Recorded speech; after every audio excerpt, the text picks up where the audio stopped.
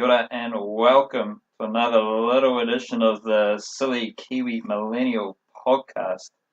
I'm your boy Scotty Mills, the South Auckland Hefe, currently kicking it in Chile. And every so often I pop up for a little chat, little chin wag with the homies coming straight out of 312, Stony Hunger, Big Cons, now living in Netherlands. What's cracking, homeboy? So man, not much. Festive season. It's feeling good, feeling vibey. Feeling good, feeling great. Feeling great, feeling good. How are you? Yeah, one of those weird times of year when people are on holiday but not on holiday. So it's weird being on the other side of the world. What is the kind of festive holiday season situation over there in Netherlands? Because is it like similar to?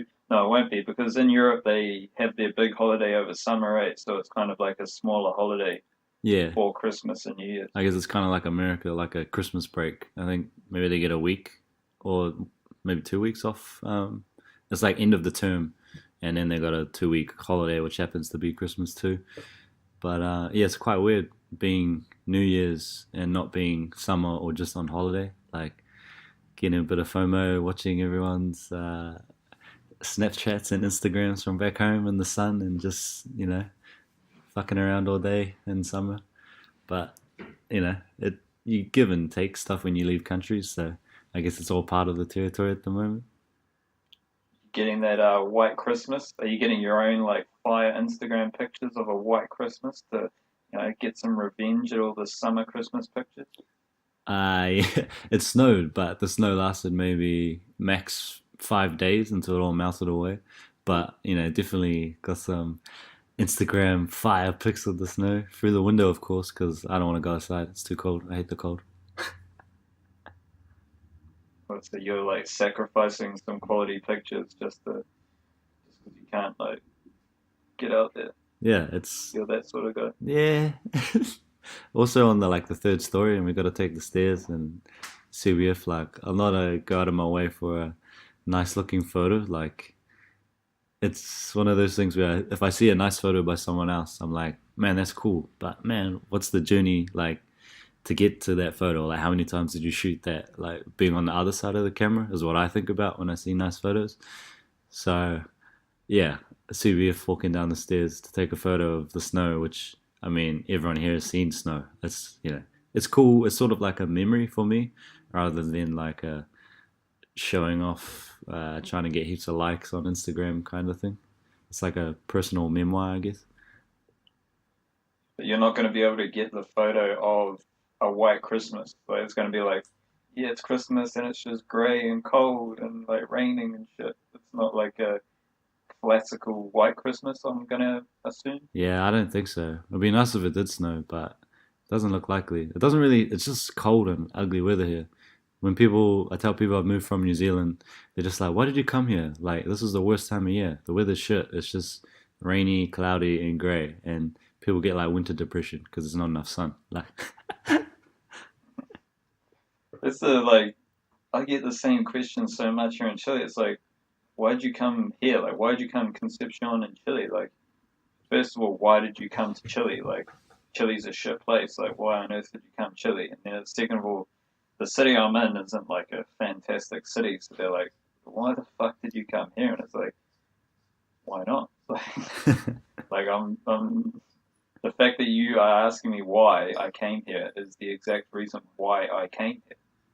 Because it's just like, it's just so weird and obtruse. So it's kind of, but it's just like, I think in New Zealand, it's like, you know why every tourist comes to New Zealand.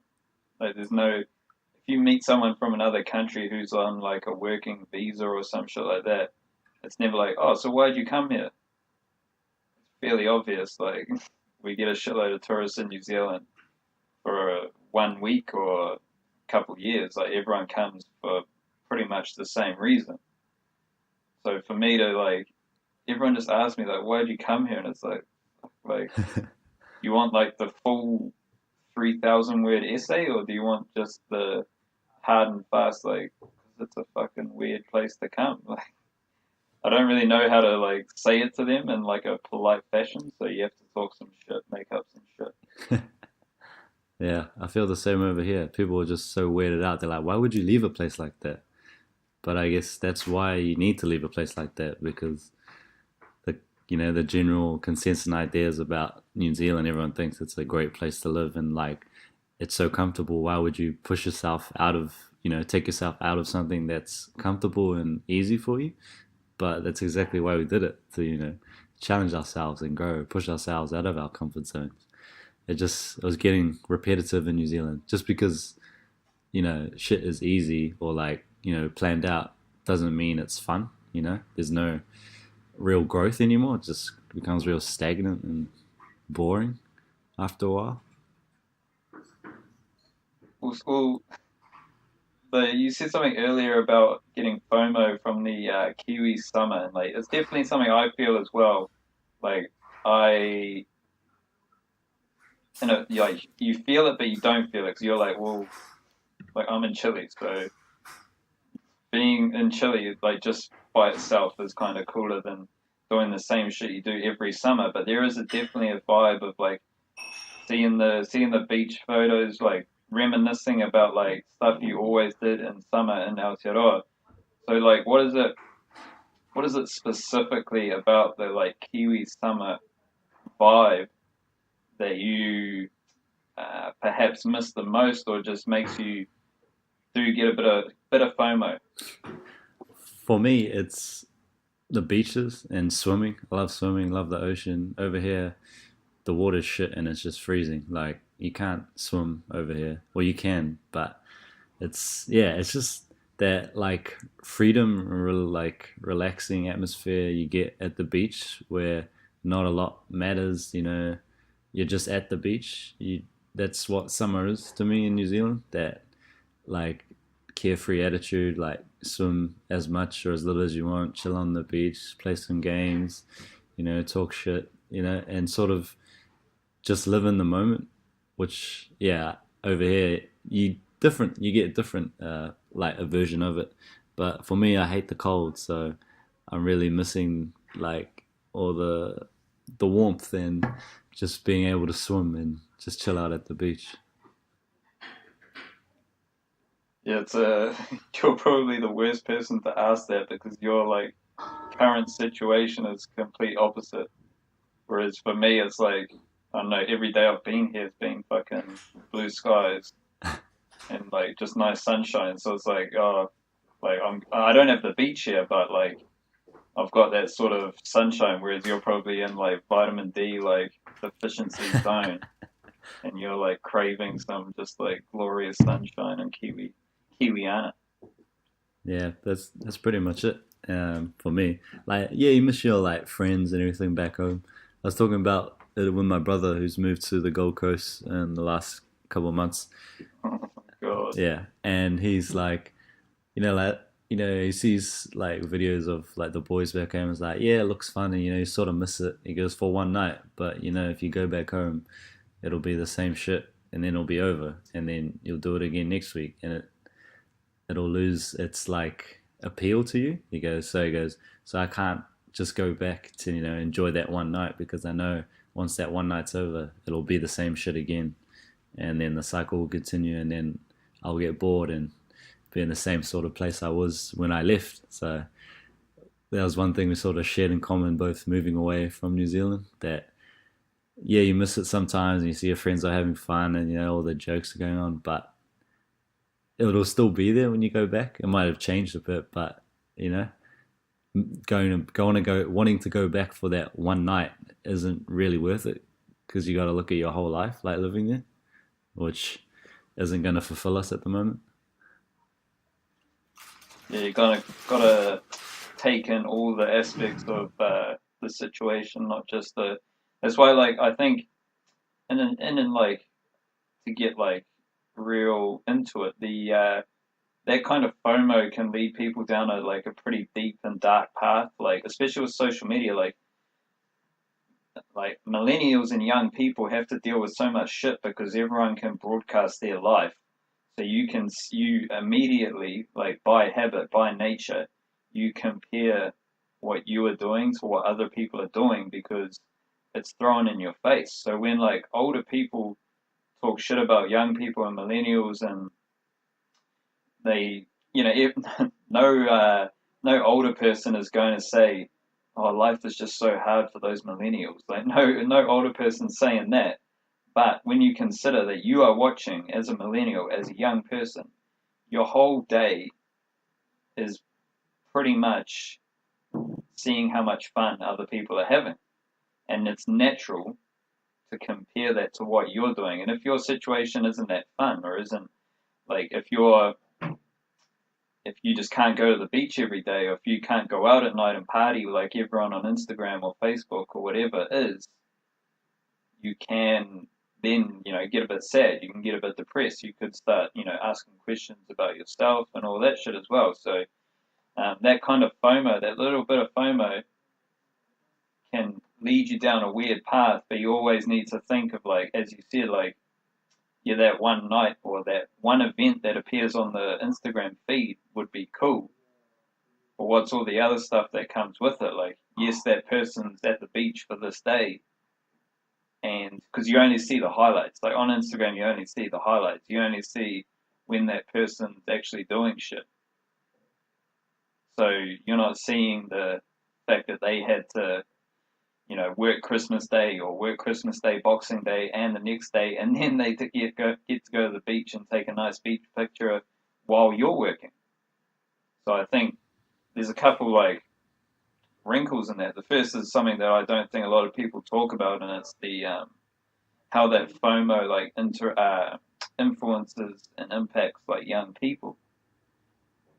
And it's also like how it's such a you got to take in all the aspects that come together for that moment, or that little Instagram photo or newsfeed. And like, that's why I like Instagram. Like personally, I prefer Instagram because to be on Instagram and to have a constant feed of shit, you have to be doing shit. You have to go out and take that photo. You can't have a beach photo unless you go to the beach. Whereas on Facebook or Twitter, you can stay in your house or whatever and just type shit. Your status is your update, your current event, update, what am I doing, is writing. And you can write that from anywhere. Whereas on Instagram, you've got to actually be out doing shit. And to have like some sort of Instagram, you have to actually, it kind of separates the people who are keyboard warriors from people who are actually out there living.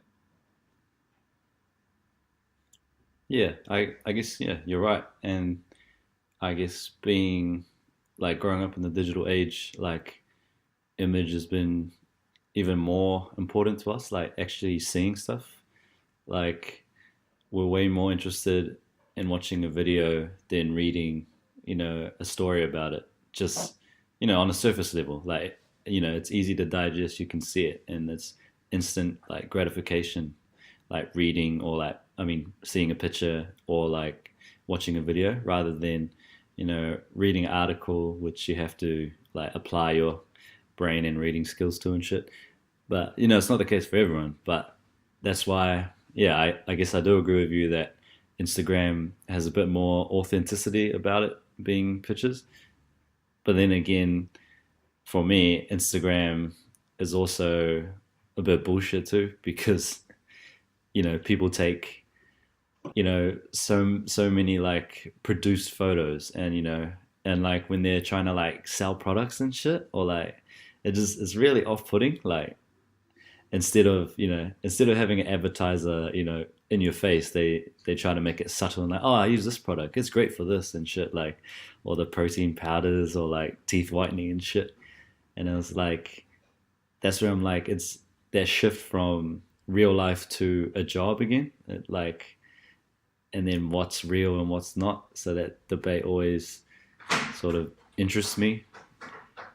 But yeah, in saying that, I agree with you that Instagram and seeing stuff is a lot more powerful and believable than someone writing about it on Twitter or making funny comments on Facebook, which is cool.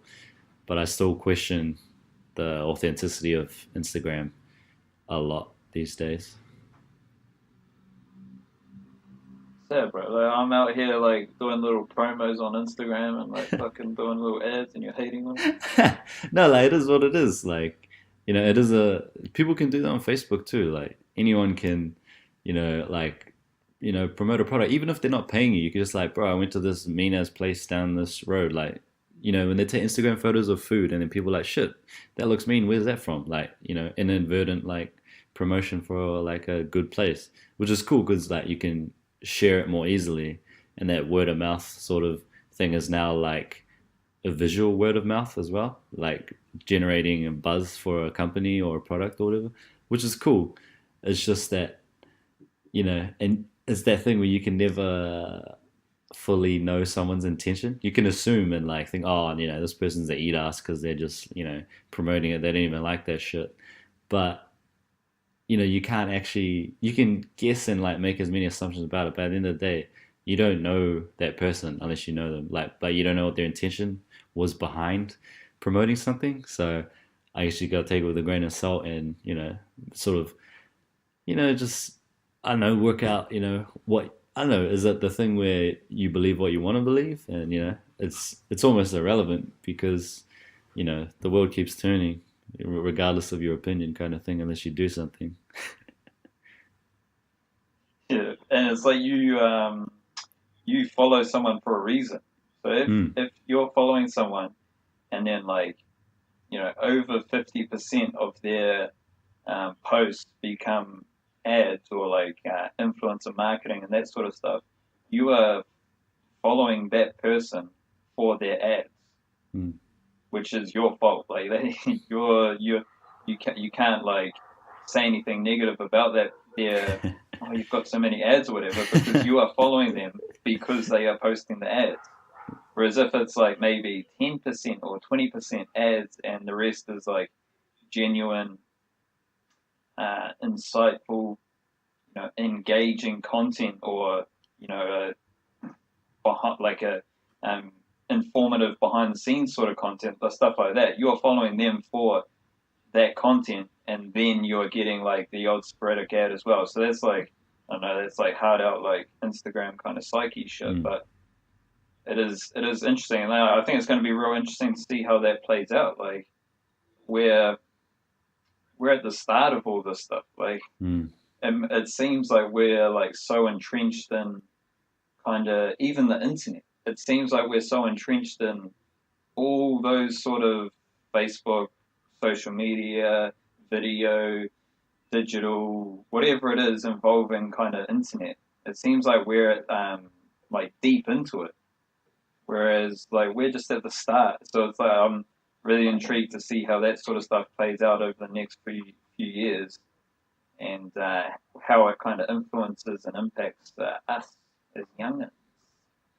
Yeah, it's a weird idea to think like, we're still so new to all this stuff, and there's no real like thorough studies or like scientific proof about this shit. So everyone's just like theorizing the effects of everything. It's just, yeah, it's strange to, I don't know, I can't even fathom what it'll be like for like the next generation, like our kids, or like like how they'll interact with the internet, or like what the internet will mean and be to them. Like even my like nephew and niece, like just their whole life's on Facebook. Like it's my sister's choice. She's got a private page, but like, you can, they have a digital like life scrapbook of them from, from their birth and probably until their like adult life. It's scary. Kind of cool that like, they can show their future kids and like relatives like them as a baby easily, but also like fuck, that's your whole life just in the digital sphere. Like, and it's like it belongs to you, but it doesn't belong to you. Like it's just like free information now. Like it's a weird buzz, man. Yeah, so in Chile, the whole west coast is a beach, obviously, and it's kind of like it hasn't really enticed me to go swim in Mm. it because I kind of like it's definitely going to be pretty cold. Because at night it's still pretty cold here. Um, and obviously in the Netherlands, you don't really have. Is there a coastline? Yeah, there's a coastline, but it's freezing and the water looks pretty average to be honest.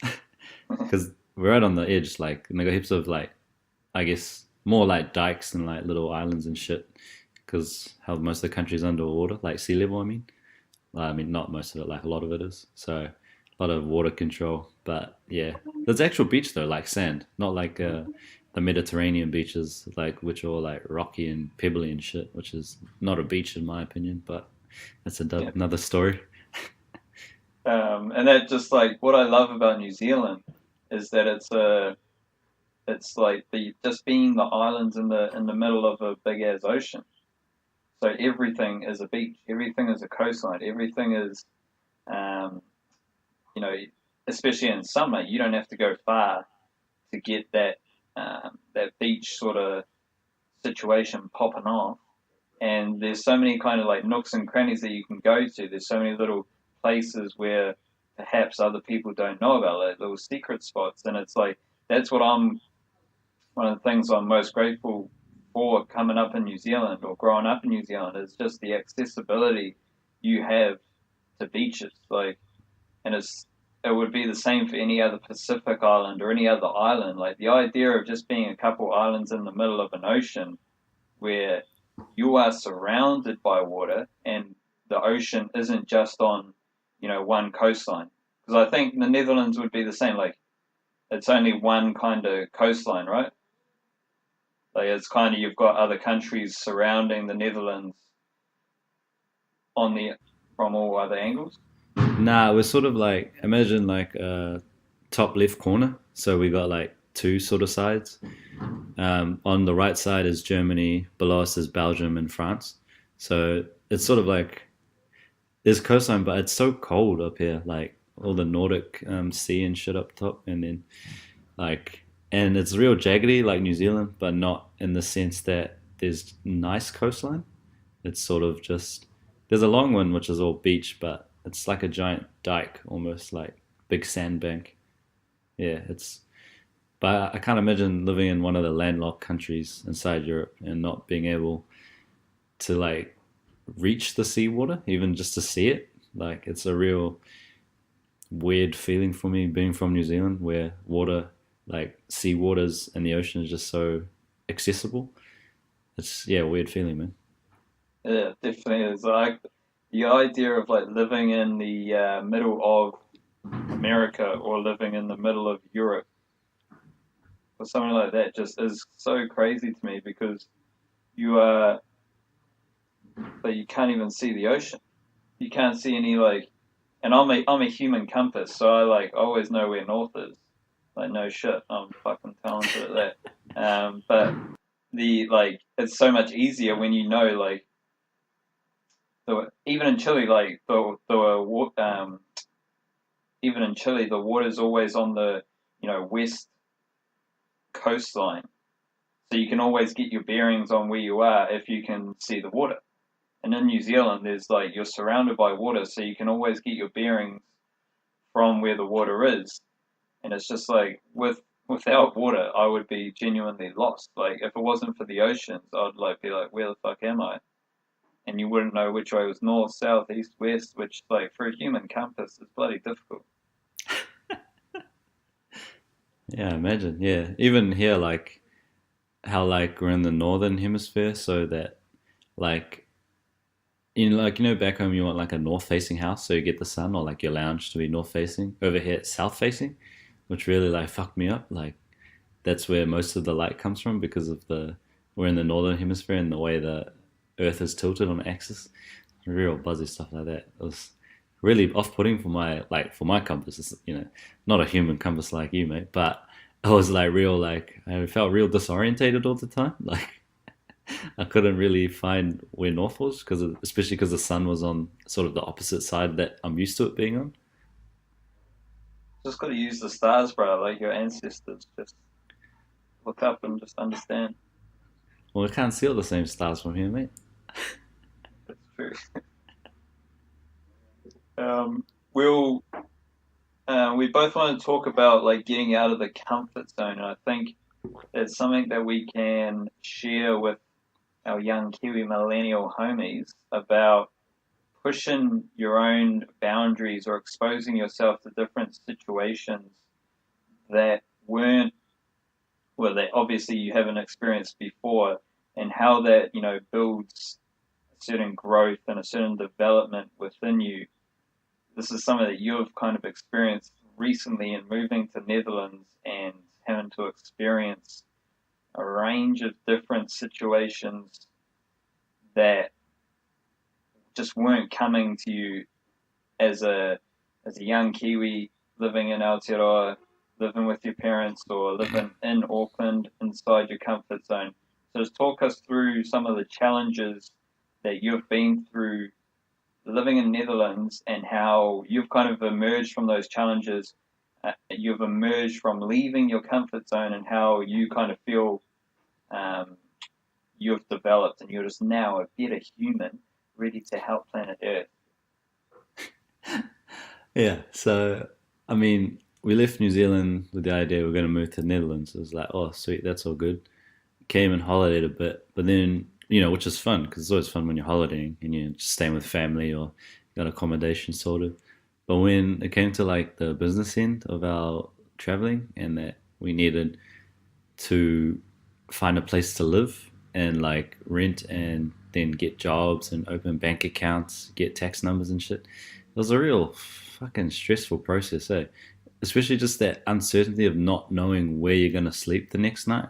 It's it's a real yeah, overpowering and overbearing feeling, and just you just sort of feel hopeless at times. But you know, credit to putting myself in that situation, like me and my partner, and also just working through it. Like we probably emailed or messaged, called about 50 different houses or like apartments for rent. We got rejected from pretty much all of them. We went to maybe 3 or 4 house viewings, but it was way more than we can afford. And then just by sheer chance, one of her family members saw a post for someone, and then we got in touch, and we were the first people, and we ended up, having a place to stay, which was the first step. And then we're like, we thought, fuck, that's me, we got this a place to live now, like. So that's some stress off. But then there's another thing. It's like now we need money to pay for the rent. We need a job, and then we couldn't get a job because we didn't have a tax number. And then to get a tax number, you got to have an appointment and shit. Just so many processes over here. And then but once we'd done all that hard stuff, everything else has been way easier and just way more like prepared for the new challenges. Like our contract runs out in this apartment where we are in a couple of months, and we're way more, I guess, prepared and just feel comfortable with the idea of looking for a new house. It's not like the first time we're like, fuck, what do we do? How do we talk to the person? Are we supposed to be real friendly or more formal? Like, are we too young? And like all this shit. Do they want a couple, or should I just say that I'm working already and you've got money in the bank? Like, should we show them a bank statement? All this, like, all these thoughts that you don't experience back home when you live with your parents, or you grow up in the country and you already have a bank account and you have a tax number, and if you want to work somewhere, you just work somewhere. You don't have to have the visa, and all these other requirements. And you got to have health insurance over here, like regardless, like it's mandatory. Everyone has to have health insurance. So that was, and I was like, fuck, that's another cost. Like, I'm gonna be here for like another 8 months, and and I got to have €100 a month minimum health insurance. It was shit like that. I mean, what the fuck? Bills and all this water rate and shit. Like, man, life was so much easier back home. But in saying that, you come through the other side and, shit just gets done and you experience this shit and you're like, fuck, I feel way more like grown and like I can handle shit now. And it's a real, I guess, a real self like building exercise, putting yourself in situations where you're not comfortable and you have to like just figure it out. Like I couldn't just be like, Mom, Dad, I can't find a place. Can you find me a place? Like they're on the other side of the world. It just can't happen.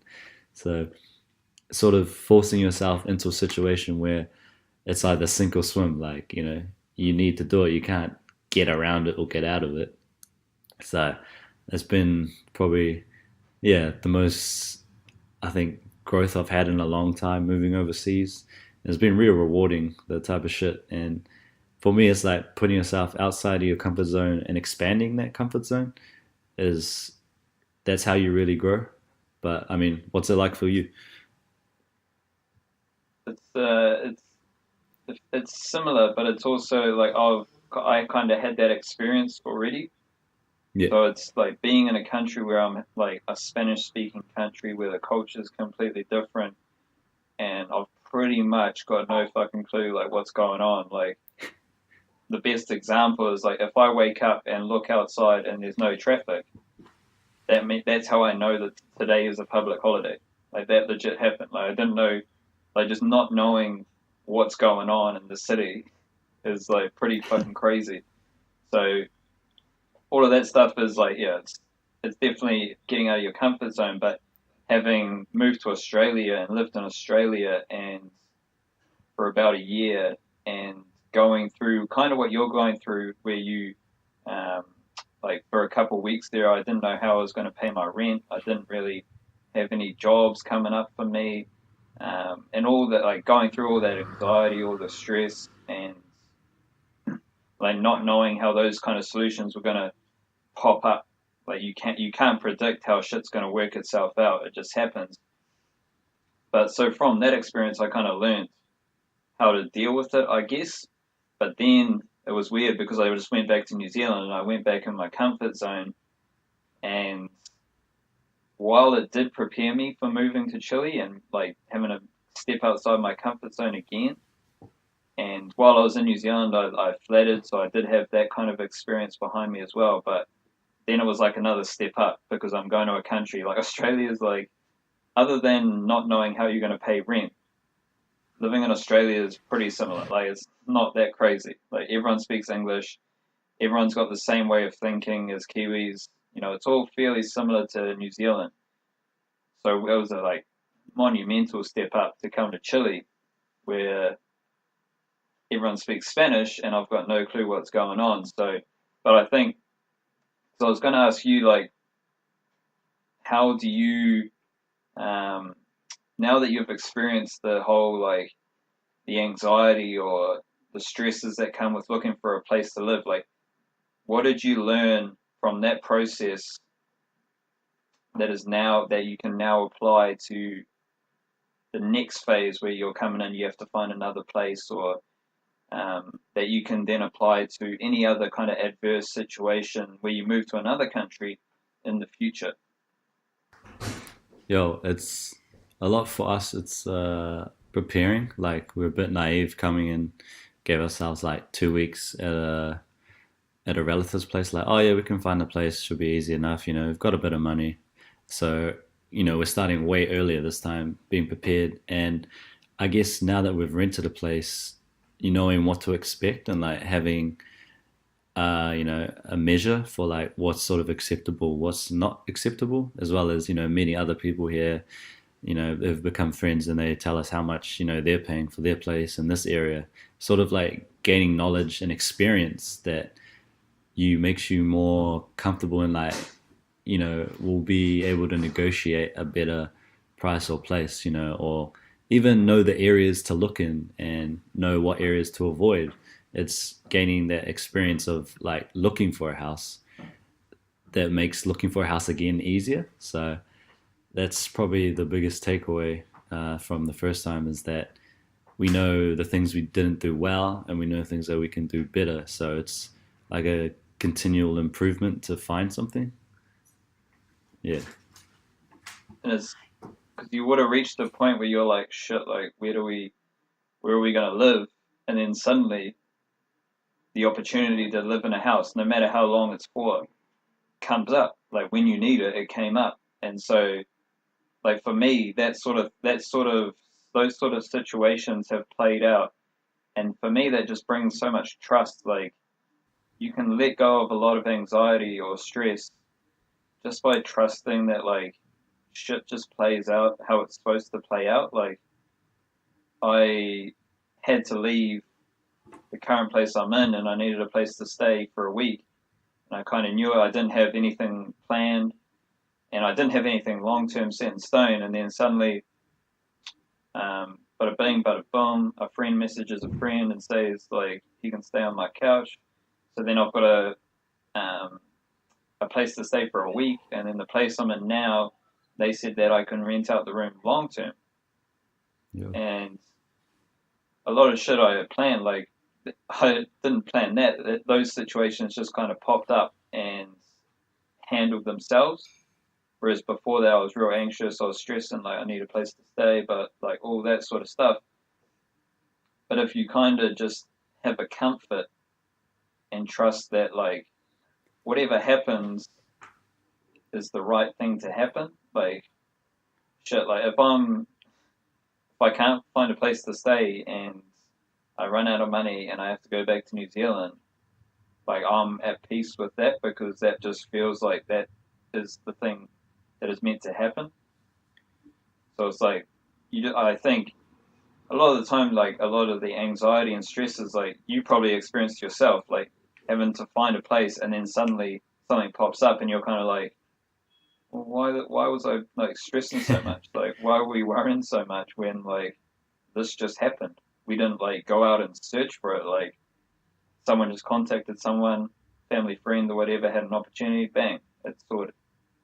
So it's like you can whip yourself into like an anxiety frenzy, but a better way of doing it. And when you trust like that stuff is going to play out, it just everything from that is better. Like your relationship with other people is better because you're not so bugged out, you're not so uptight, you're kind of more relaxed, and you're more open to the possibilities that can happen as well.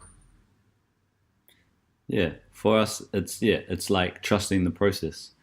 Like, how do I say this? It's yeah, like things happen. Yeah, we're a big believer in like things happen for a reason. Like, we do our best to put ourselves out there and make it work. We try our hardest, but if it doesn't work, it doesn't work, and we're not gonna like worry about shit we can't control. Like, we thought we had a place to move in after this last week. Some dude was like, "Oh, I need people to house sit for 3 months," and that was the last 3 months of our visa. So I was like, "Oh, sweet!" And then we went and looked at the house. He's like, "Cool, just go home, have a think about it." And then the next day, hit us up saying, "Oh, one of my closest friends really needs the house at that time. I'm sorry, I'm gonna have to give it to her." And then we were bummed and like, "Oh, what the fuck?" But it's like it wasn't meant to be, And we'll just have we'll find another place. It's if that had been our first house and we'd, put all our hope in that and like, oh shit, we've failed or we've been fucked over, what's happened?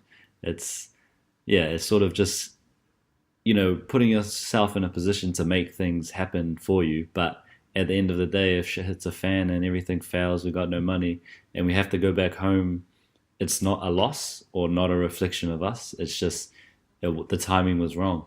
And I think that's what we're both, me and my partner, and I guess you as well, on the same level about things. That you know, there's not really any failures that are, we can call it a failure and beat ourselves up, or someone can try and tell us, that we didn't fail, but you know, it's really a perspective thing. And at the end of the day, if we, believe that we did our best, then it just wasn't meant to be. Then, I'm happy with that. I'm not gonna make myself feel bad about that shit. And something like athletes talk a lot about is like the how crucial the preparation. So all the training, watching video footage, like anything you can do to prepare for the game, like how important that is. Because when you go into the game, every single little detail has been taken care of, so you don't need to worry about anything. Whereas if you go into a sports game and you haven't, and like I haven't done the work I had to do, so I'm not prepared for this game. Then you're starting to worry. Then you're starting to get anxious. Then you're like, oh shit, like what's going to happen? Because you know in yourself that you didn't do the like 100% work that was required. And that's the same principle. Like you can't just be like, yeah, I trust in the universe to make everything happen, so I do nothing. Like you, if you take care of any like all the details, as you said, like you and your partner are a lot more better prepared heading into this kind of new phase of your experience. So you're better prepared. So you're better prepared to handle all the different situations. You don't come at it from like a place of worry or anxiety or any like all those stuff are like negative emotions or negative vibrations. Like you're not putting any of that stuff out there because you're prepared. You've got experience. You're ensuring that all the right details are taken care of. So then you can enter into your kind of hunt for a new place or a hunt for a job from a point of like just trust and open minded. Yeah, that's pretty much it. Like, just putting yourself in the best position. Like it's taking care of what and worrying about what you can control and all the like factors, the weather, the rate of the dollar, like all this other shit that you have no control over. It's letting go of those things, focusing on what you can do.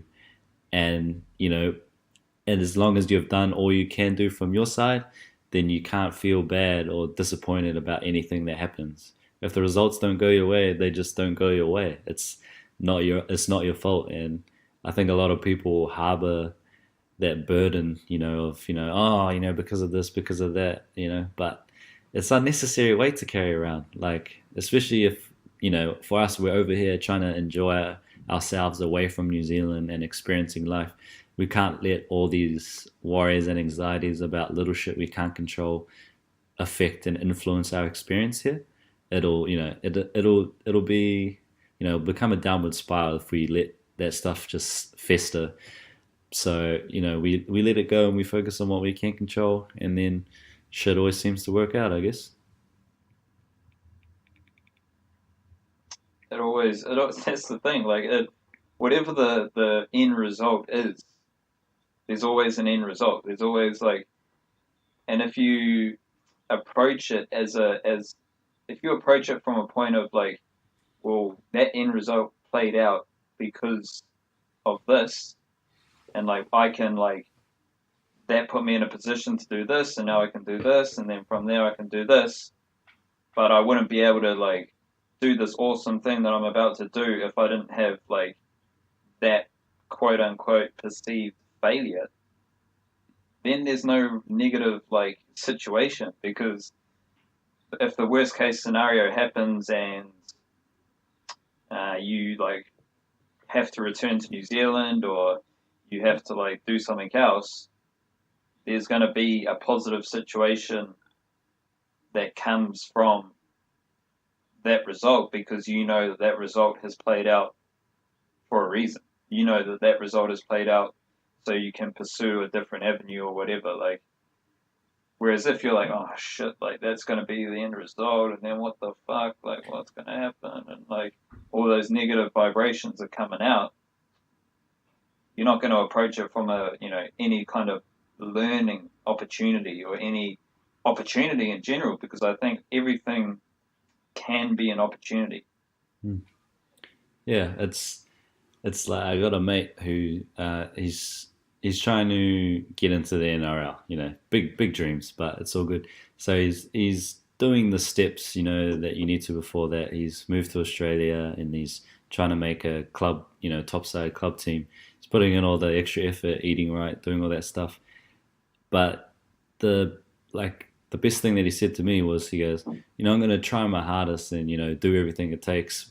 He goes, but at the end of the day, if I don't make it, I'm gonna be happy either way if I do or don't make it. He's just like, I tried my hardest, and if I do all the training and all the requirements and I still can't make it for some, X factor or some other thing just out of my control, he goes, I'm happy with that. Like, I know I tried, he doesn't want to be one of those people that talk about, oh yeah, I could have made NRL, but I just didn't apply myself, but I could have made it easy. And it's just like, well, no, you couldn't because you didn't try. So don't talk shit to me. He goes, I maybe didn't make it, but I know that I tried, so I can walk away with my head high, actually telling the story of how hard it is, and so don't come with me with your bullshit. You're better than me because you think you're more talented than me. Unless you tried to do it, there's no argument you can present to me that justifies you being a better player than me. And he lives by like a no regrets mantra. mantra, which like I really took on board in the last year, really. That if you try and do something and you honestly did your best to make it happen, and for whatever reason it doesn't, he goes, at least you don't have to live your life with those thoughts of oh, what if I could have been great, I could have done this. He goes, fuck that, I don't want to end up on my deathbed talking about all this bullshit stuff that I could have done and couldn't done. He goes, I know I tried to do it and I couldn't do it, so I moved on. Like, it's one of those things. That's your parents always say, like, oh, it doesn't matter if you win or lose as long as you do your best. And it's like you never really take it in as like a kid, like when you're going to your games or whatever. Yeah. But it's like it's exactly that. Like if it doesn't matter if you make that team or um, achieve what you hope to achieve, because at least you like went out and had a crack. And I think like I'm like the no regrets thing's weird for me. Like ever since I heard the Jay-Z song where he's like, you got to learn to live with regret. I was like, um, I thought about regrets differently. Like you gotta regrets always gonna be there, so you have to kind of how you live with what you've regretted. You've got to be able to do that. But then again, like no regrets, like I accept it. But I think a different way of packaging it is the what if kind of question. Because if you've got these what if moments, like what would have happened if like I did this or I didn't do this, but you can solve all that shit if you just do it. Hmm. Like there's no question of like what if like this happened, and what if I gave that a go and I could have played for New Zealand. Well, what if like you didn't give it a go and so you never found out. And I think like so many people just create opportunities for themselves. And again, like I think we've kind of both kind of learned a lot over the past 18 months, whatever, because that's something I've really picked up on as well. Like so many people just create opportunities for themselves, and they might be the people who appear to like cruise through life. Like nothing really crazy happens. They get all these good opportunities that come their way. It's kind of one good thing onto the next good thing. And like it was always like what's up with them? Like how come they get all that shit? But it's how they just putting yourself in those situations where you're always giving it a go, and you're always giving it a go kind of 100%. You're always going hundies at whatever opportunity you're given, because you never know the so to keep that kind of sporting example going, you might be trialing out for a team.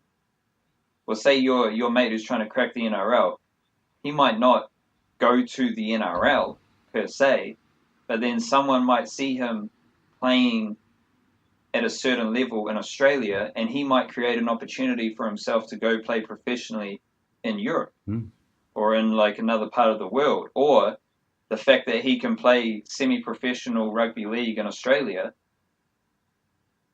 well, that's better than a whole lot of players in New Zealand. Like that's better than a whole lot of players who think they are better than that person, but that person has created the opportunities through their effort and through their kind of willingness to, not go down the what if path. Like they're not leaving it up to chance. They're leaving it up to, what is supposed to happen will happen. So it's not always the exact kind of chance or opportunity or outcome that you are pursuing either. It's like you can create so many different opportunities by going all in on that initial opportunity that you were chasing. Yeah, it's that whole thing that opportunities multiply as they're seized. So, it's always nice to have a. That's actually a quote by someone, but anyway, like that. You need goals or like dreams, aspirations, something you got to be working towards. But I guess having an open mindset is the greatest tool you can have when pursuing that. Like, I was supposed to, in my mind, move to Melbourne instead of Amsterdam before I met my girlfriend last year. And I'd already said this, I'd started saving money. I'd saved a shit ton and was working like 6 days a week. And then I met her, and then she's like, oh, like, she didn't know I was moving, but she's like, I'm going to move to Amsterdam. I'm really still set on going, but do you want to come with me? And then I was like, shit, I'm in the position. I've saved all this money. I can leave my job when I need to. They know that I'm going.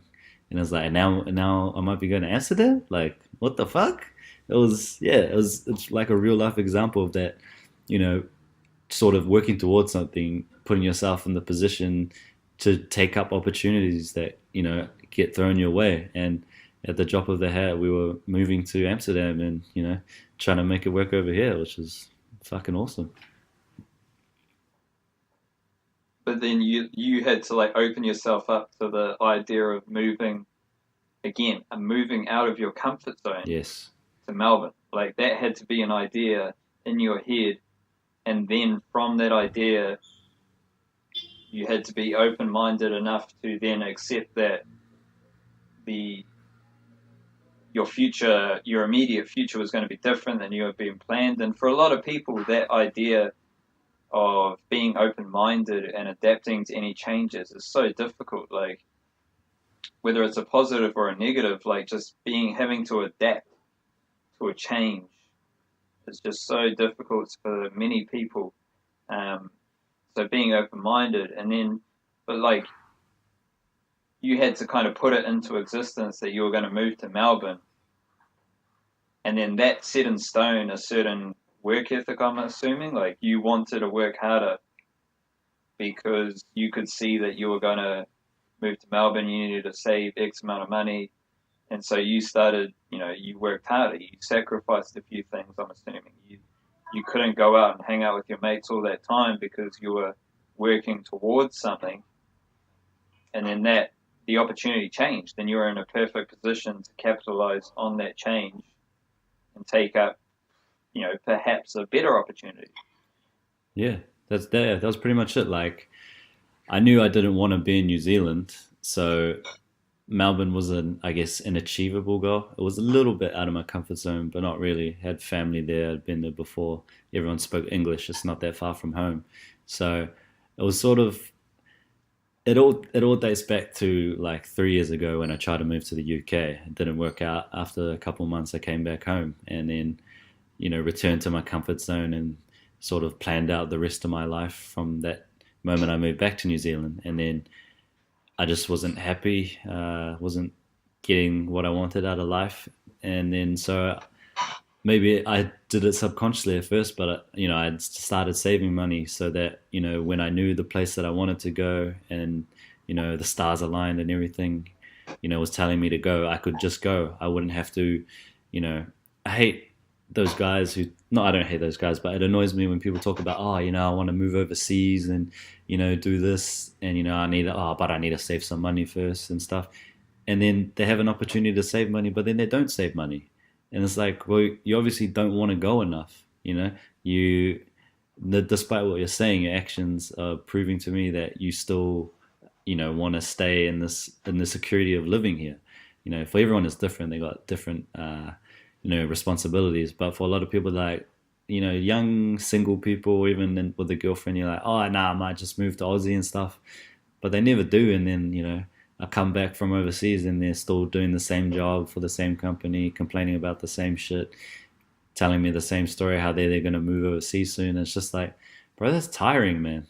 Like, don't tell me about it. Show me. I'm not really interested in your cool ideas of moving overseas, because when it comes down to it, I moved and you didn't. And, it's sort of frustrating that, you see people who probably in more of a opportunity, like in more of a position than other people who really want to move overseas, or change jobs or do something different, who can't because of they got a family or kids, or they're paying off a mortgage or whatever, who can't do it. And then I meet people who have the potential to just get up and move, and they talk about it and they complain about living in New Zealand, but they don't do it. And that's probably the saddest thing for me, really, is that those people with the opportunity don't take it, even though they talk about it. was listening to a podcast with Terry Crews, and he was like, he like said so many good things, but one of them was, I don't know if this was directly it, but he was saying like he doesn't like the idea of speaking it into existence because he's all about doing it into existence. Yeah.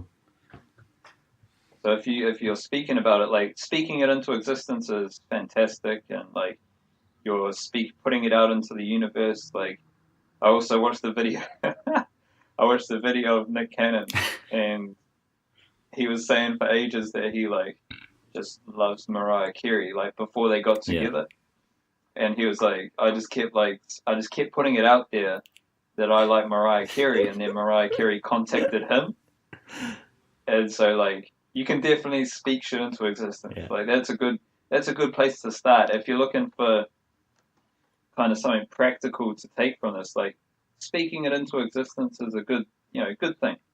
But from there, the next step is doing it into existence. So it's all good to say you want to do this, say you want to do that, but what are you actually doing to make that happen? Like what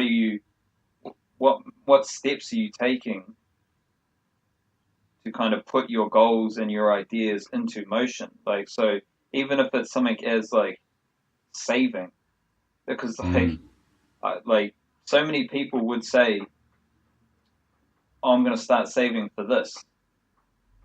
Whereas you, when you came back to New Zealand, you were like, I'm just going to start saving. Like, so, like, people are like, oh, I've got no money. I've got to start saving for a trip to Australia. It's like, well, I'm just going to start saving because I know at some stage I'm going to want to do something and I want to be in a position that I can actually do it. But instead of saying, 6 months or a year or 2 years down the track, oh, I've got to start saving for this trip. Instead of like, oh, I've got to start saving, I'm going to start saving. Like even just saying like, I am saving. But if you're actually doing the saving bit, then you're kind of creating opportunities in a way because you're in a position to take up any of the opportunities that do come your way.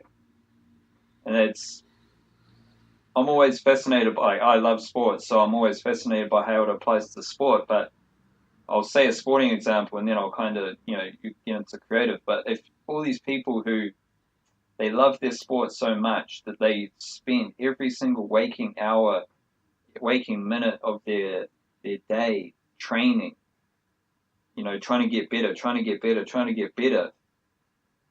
they're doing it into existence.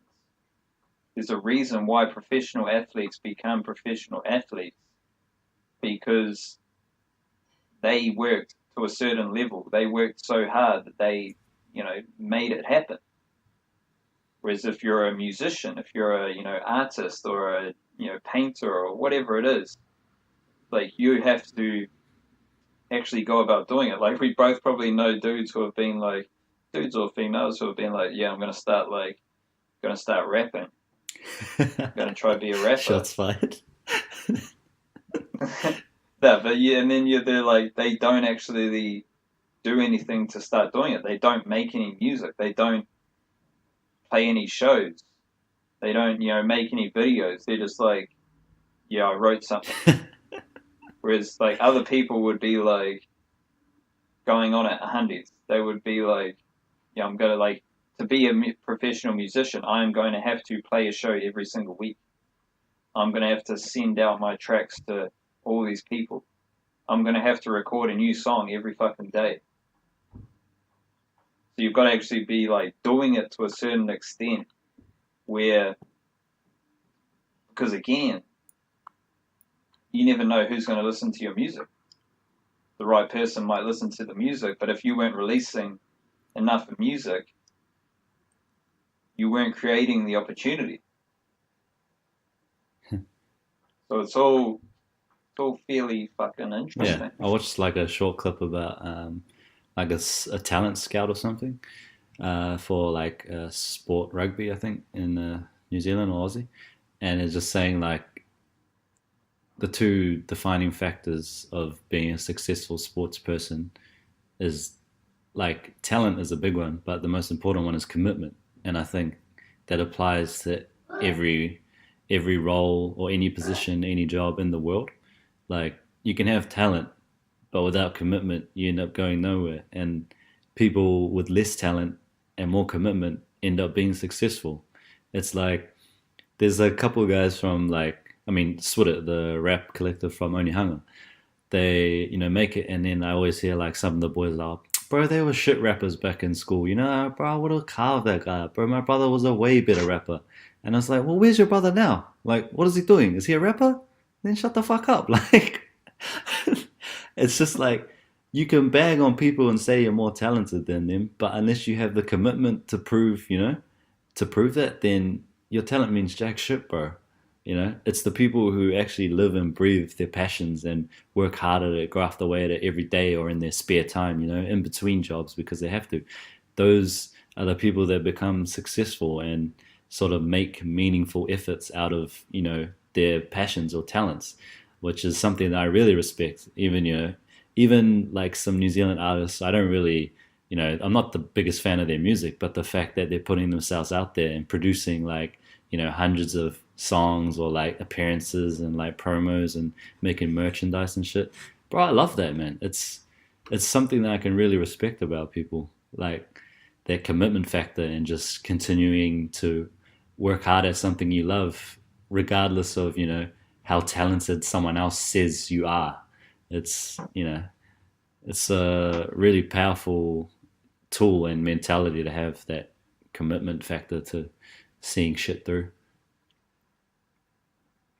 It does make you wonder, like, because you kind of mentioned talent and work ethic or commitment or passion separately. Yeah.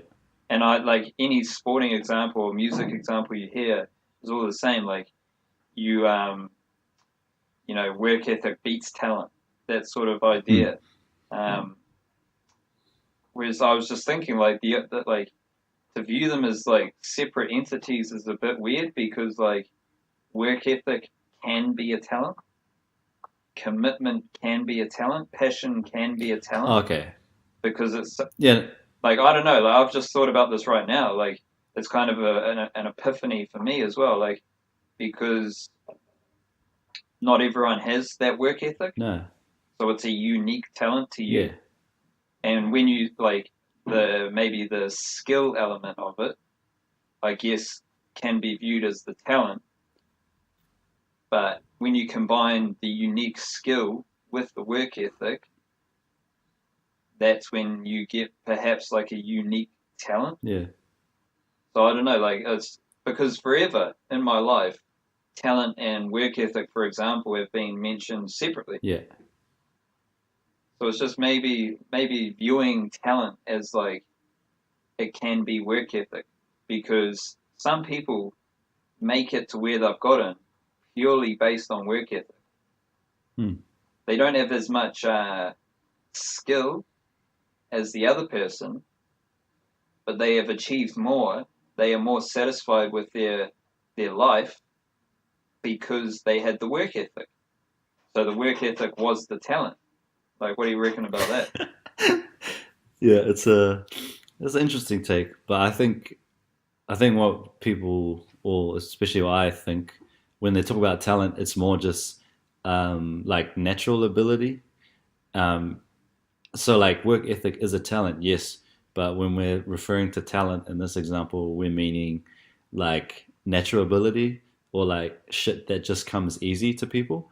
I guess maybe it's like not talent, maybe like aptitude, how well they can pick up something as opposed to just pure talent. So, how well someone can pick up something versus how hard they work at it. Because there's a lot of people, I mean, here's examples in the NRL. There's lots of players that didn't play rep football growing up and end up making successful NRL careers because they applied the work ethic and then that brought them the skills. So like their prime resource that they had was the work ethic and that commitment. And in turn, that created their lack of talent, the disparity of talent that they had to other players growing up. And yeah, I think that's probably a better view on that whole debate. So you're saying that like the work ethic and the ability to learn help them pick up new skills at a higher rate.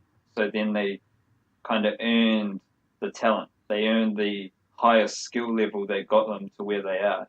Whereas they didn't have the same skill level as other players at the start, because they were able to work hard and learn faster and more efficiently. They then grew that skill level to a higher level of other players. Yeah, that's pretty much it. It's like everyone has things that they just find easier to do, and but I guess like sport especially, it's like if you break it down real simply, it's like repeated motions, like putting a ball in a basket, or like running around a defender, putting the ball down. It's like it's all stuff that you can learn. Of course, there's some like natural freakish stuff that isn't textbook, that natural flair that just comes out of nowhere. But majority of the skills that make you successful is being able to learn a game plan well, and execute it, which is all like learnable skills. Like nothing is, people have the X factor, but that isn't necessary to, be a successful sports person, or I guess, other elements of other career choices. Yeah. We'll get practical before we finish with your little gem of wisdom that I know you've got ready to go to share with the masses of Kiwi millennials listening. But in a practical sense, like we've talked a lot about sport and we've even talked about music, but not everyone listening to this is going to be in that kind of on that buzz. They're not even going to be interested in sports and music, let alone really keen on pursuing as a professional career or a professional option. So it's like, how do like young Kiwi millennials apply what we've been talking about to their day-to-day life? What up? Yeah, so how do young Kiwis apply this to their day-to-day lives? I would suggest like doing it into existence is the best place to start. So whatever you're doing, if you're working or if you're at school, and you're trying and you're just doing it as much as you can, and you're just like trying different things, you're trying to learn, and you're putting effort into whatever kind of aspect of your life you want to pursue, as long as you're doing it into existence, like that makes zero sense, like grammatically or whatever, but it's a good way of looking at it. Like do it into existence, because you never know. Like if you're working at your job and you do your job to such a high level, someone else might want that skill. Someone else might want that ability that you've shown. And so you've created a new opportunity. So do you have any kind of practical application of what was spoke about today, or even like getting out of your comfort zone? It's another kind of theme of this week's episode. So yeah, I think it's if you if you enjoy something, anything, it doesn't need to be whatever you're doing at the moment. Just go and try it. If it's something that you obviously care enough about to put all these thoughts into, oh man, I wish I'd do that. Start doing it, and then I think you'll realize then whether it's something you really want to do or not. Because if you're passionate about it, you'll keep chugging away at it. But unless you try it and you cross it off your list of like what ifs, then it'll stay a what if forever. And I mean, that's wasted space in your head, really. Wasted time for everyone. wasted time for everyone. Don't waste other people's fucking time. It's the worst thing you can do. Yeah. Let alone wasting your own time. So do you have a little gem ready to go for us? Yeah, I do. It's something that Oh my shit. nana used to say. OG, veteran wisdom. Yeah. Okay, so I just need to put a bit of a premise on this. So when I talk about love, Jesus. it's and not just meaning love between people. I mean love for things. So passion. So So this is how it goes. It goes, love is an action word. Don't tell me you love me, show me you love me. Yeah, which is, so if you really love something, don't tell everyone about it, show everyone about it.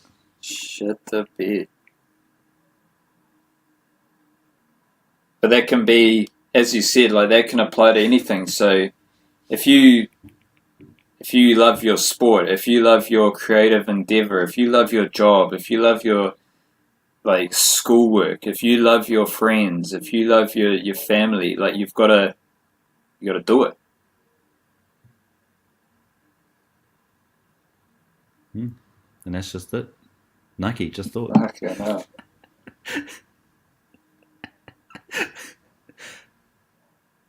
Just do it, folks. You know the deal. Silly Kiwi Millennial podcast, dropping absolute knowledge bombs for you Kiwi Millennials. Tell a friend. If you're listening to this, tell us where you're listening to it from. Maybe you're in Ghana. Maybe you're in Samoa. Maybe you're in Malaysia. Maybe you are in Invercargill. Maybe you're in Christchurch. Maybe you're in Whangarei. Wherever you are, holla back. Mr. Felice. I was going to say any last words, but you've already dropped your wisdom. Do you have any other messages, not wisdom related, just any like cool shit you want to say quickly? Any one-liners? Nah, but public service announcement. Fucking slow down during the holiday Christmas period, people. Too many people dying or getting hit by cars and shit. It's not worth it, eh? Yeah. Merry Christmas, Happy New Year.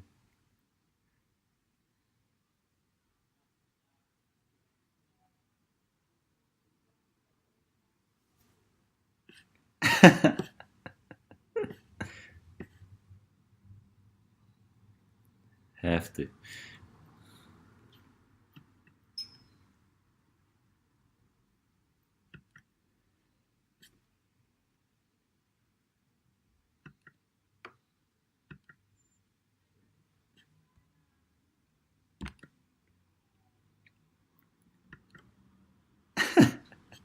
Oh, cowboy. I thought you sounded pretty confident.